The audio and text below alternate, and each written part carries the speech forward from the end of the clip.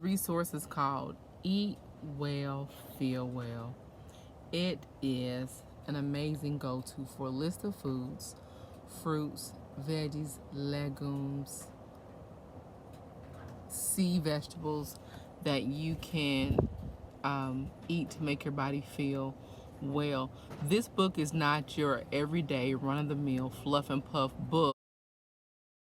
This book is an encyclopedia of goodness, showcasing an array of amazing foods that most of us have never heard of. Vitamin and mineral contents of the showcase foods was an amazing treat. I thought it was very helpful. It even had a miniature cookbook showing us how to prepare some of these new foods and incorporate them into our eating regimen. Some of the foods had little baby history lessons I thought was pretty cool.